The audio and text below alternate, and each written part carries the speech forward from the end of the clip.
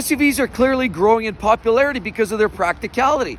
But unfortunately, not all SUVs are the same. And while some deliver on the promises of practicality, reliability, versatility, others just miss the grade, whether it's poor performance, overpriced, massive unreliability, or just styling that is enough to choke a horse. Today, I'm going to share a list of 5 SUVs that you should avoid like the plague if you care about your money. What we're looking at here is a little Mazda. Now this is the CX30 right there. Now the CX30 is a great, unassuming, affordable little SUV in the compact segment, but it's its very sibling that is best to avoid. Now there's a lot of styling bits that you can take from the CX30, but the MX30 is the car that we're telling you is likely not one worth buying. While there's a lot of great attributes, there's certainly some major drawbacks. Let's talk about the MX30. So it does look a lot like this.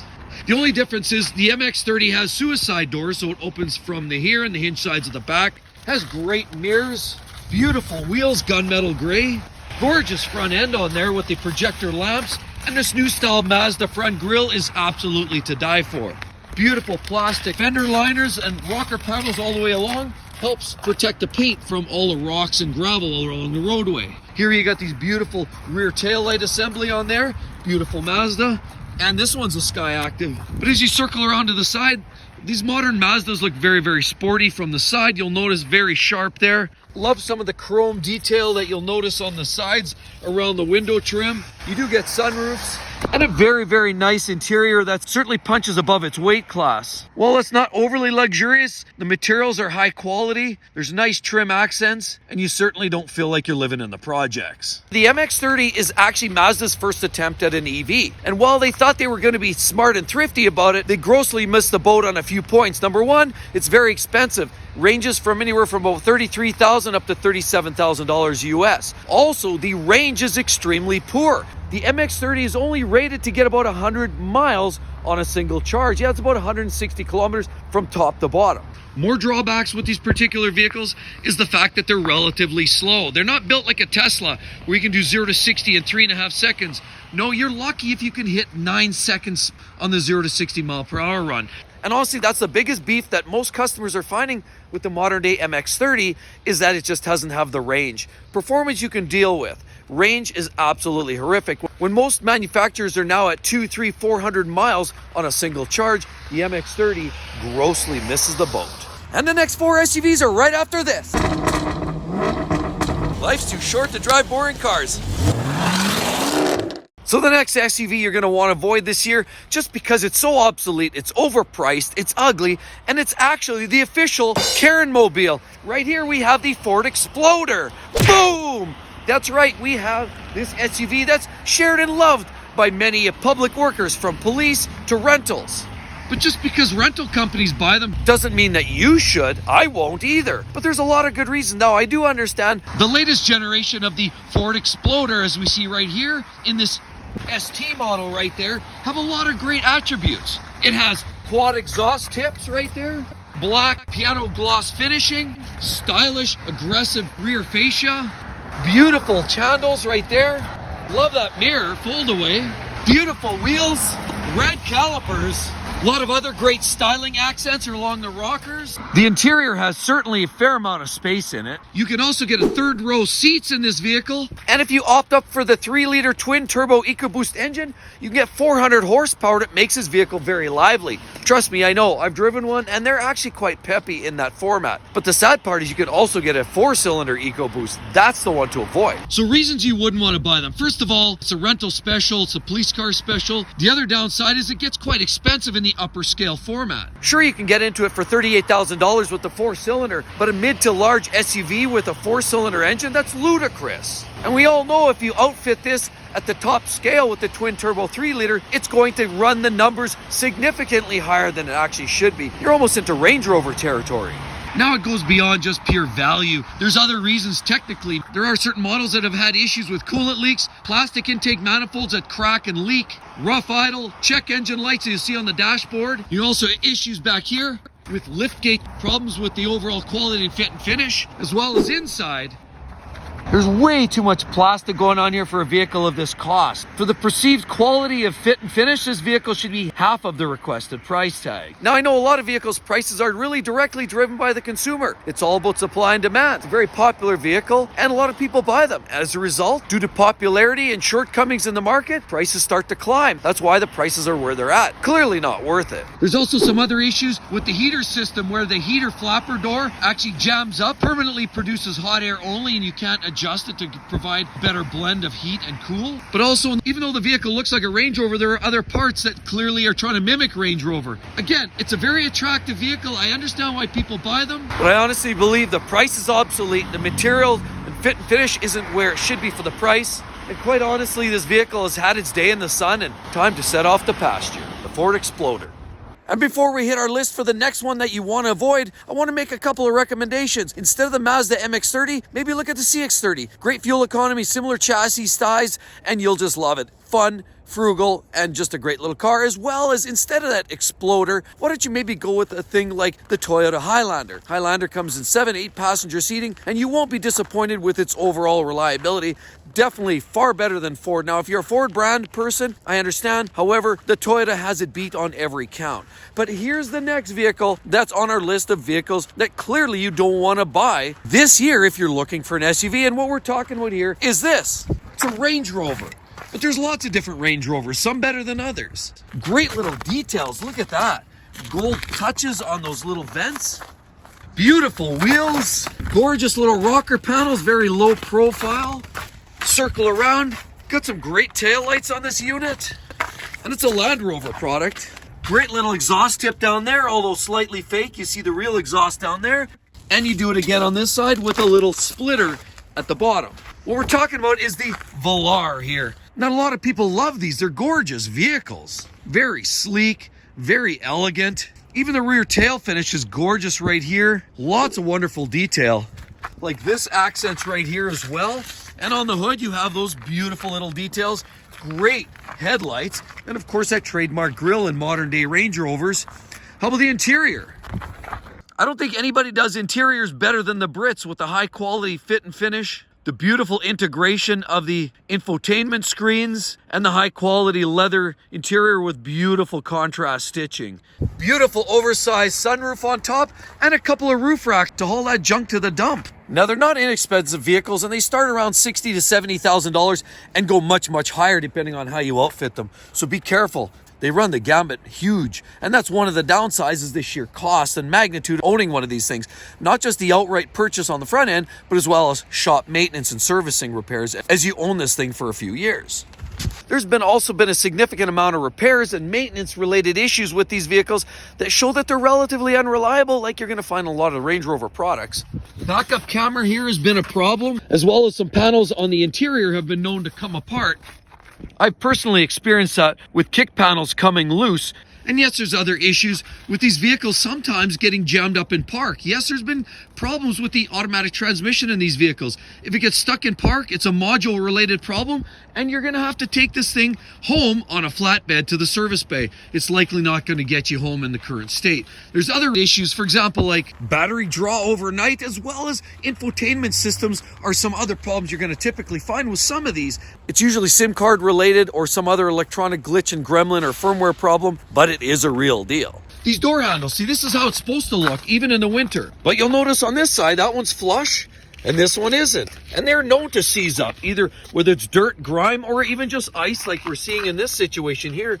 It gets iced up, and then those door handles seize up. Lots of those problems. Also, the mirrors that fold away are problems with the same issues. So regardless of how stylish and beautiful these things are, they're definitely worth possibly avoiding, unless you're literally looking for an adventure in the service department. Perhaps a Merc instead. The next one on my list is the king of electric vehicles. That's right, we're talking about a Tesla, and specifically we're looking at the Model Y, which is their smaller, more entry-level SUV, and they start around 66 grand and go up to about $70,000. Now, with that said, there's been some recent price adjustments for Tesla to motivate new buyers. Before we get into the reasons why not to buy, let's look at some of the reasons people buy them.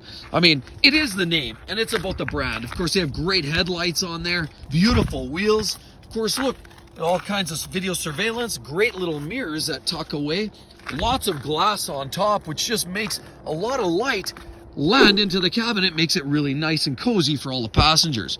Beautiful flush mounted door handles back and front. Of course, it's got some nice flare along the back there, and a very futuristic look and design that makes these cars stand out. There's certainly like nothing else out there. You've got some great little vents on the front, nice little chin spoiler that just gives it a nice little look, almost like it has a nose there and it's smiling at you is the way it looks from the side. The interior, well, that's another conversation. Minimalism is the theme. Not much going on here. Everything is done through that panel in the center screen. Every piece of hardware and integration is managed through that screen. Back end looks sharp too. You've got this nice dovetail back end here. And this is a dual motor. So this is not your base model, but in fact, you do have some great LED taillights and a very unique style that just literally does grab the eye. Whether you like them or not, you can't deny the way they look. Now here's a reason I would personally avoid these. Number one is the price. At over $70,000 for the top scale version, they're just too far expensive. And honestly, every manufacturer is now developing nicer, finer products that give you all those interior finishings, give you the better fit and finish and the quality and the R&D. You don't have to give up all of that just to get into a Tesla. Get into some of the other manufacturers. That's one of the main reasons. Another one is, because it's an EV, the technology is still not quite there. If all you can do is get about 300 kilometers or about 200 miles of range, that's not the best thing. EV technology is still a little bit in the infantile stage. These vehicles as well, there's been lots of problems with, right here, frost in the headlights, frosting of the windows that you can't defrost properly, especially when the weather gets really cold like you see right here. Over here, you'll notice there's been a lot of problems with suspension parts, bushings, ball joints, control arms, loose, not quite fastened, or just problematic, clunking and banging, or problems altogether. That glass up here has been known to crack as well inadvertently on its own. Very fragile, and a lot of the chassis and the strength and the rigidity is formed because of that glass panel on top, and it's been known to crack. Quality control has been a problem. Bolts not fastened from the factory. There's been problems with paint. Panel gaps and fitment have been a big issue, and every car is just a little bit different. There's no two cars that fit exactly the same. You might have a little bit more gap on the top here. On the next car, that might be more raised on the panel itself. Now that trim that runs below the window there, I had a Tesla this summer for about 2 months, and that trim was uneven from one side to the next. So clearly fitment and paint quality are still yet to be determined on these cars. Now they are getting better with time, but it's still not quite perfect. There's also no Apple CarPlay or Android Auto, so there are limitations with some of the technology. And there's even been reported cases of phantom braking. The car's driving along and all of a sudden, wham, hits the brakes for no reason. Usually it's designed to protect pedestrians from walking along and not being seen, and the car's meant to stop, but these have been known to actually inadvertently stop on their own. So it appears like some of the quality control issues are slowly being cleaned up. The reality is they're still very expensive vehicles and not necessarily commensurate of the quality, fit, and finish, but it's just one of those vehicles I can't recommend. However, for those that need to have it, you gotta have what you gotta have. If I can recommend, maybe because these do run up a significant cost, possibly instead of a Tesla, maybe look at Mercedes. They have the EQE models, the EQS models, and Audi also has a pure electric vehicle too. There's lots of options coming up in the new market. Another one that really can't be recommended this year is what's parked right back here. It's had such a sordid history. I'll also add that the 4-cylinder version with 190 horsepower is a little rattly, a little meager, a little weak. So that's not a great option either. But the vehicle in general has had its share of transmission and engine issues. Well, what is it? Well, it's a Kia, and they come from about $30,000 to about $45,000, depending on how it's equipped. And they do look quite sharp, I might add. You've got some beautiful trim around there. Look at all of that high gloss all the way around the wheels and the rockers.